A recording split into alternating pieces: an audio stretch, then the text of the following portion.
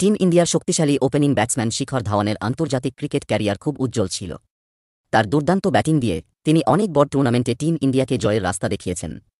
তিনি 2013 থেকে 2019 সাল পর্যন্ত ওডিআই ক্রিকেটে ভারতের উদ্বোধনী ব্যাটসম্যানের ভূমিকা পালন করেছেন। রোহিত শর্মার সঙ্গে অনেক ঐতিহাসিক ওপেনিং জুটি গড়েন ধাওয়ান।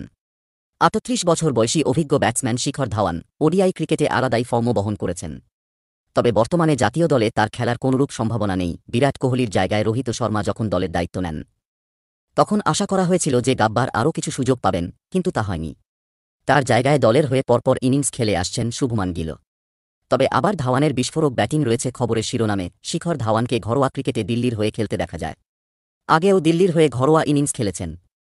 তবে তার খেলা একটি নক এখন সমাজ মাধ্যমে বেশ ভাইরাল হচ্ছে। 2020 থেকে 21 সালে রঞ্জি ট্রফিতে খেলা বারোদার বিরুদ্ধে একটি বিধ্বংসী ইনিংস খেলেছিলেন বাঁহাতি ব্যাটসম্যান ধাওয়ান। 224 রানের একটি দুর্দান্ত ইনিংস খেলেন এবং বরোদার বোলারদের নাজেহাল করে রেখেছিলেন। ধাওয়ান 413 বলে 23 ও 2 ছক্কা হাঁকিয়ে এই কীর্তিমান রচনা করেন।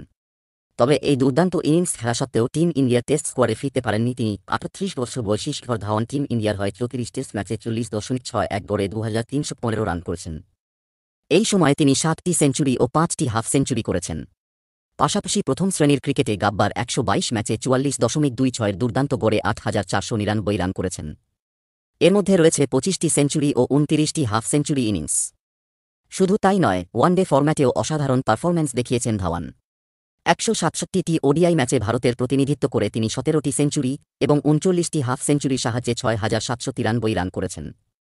এই সময়ের মধ্যে তার গড় ছিল 44.11।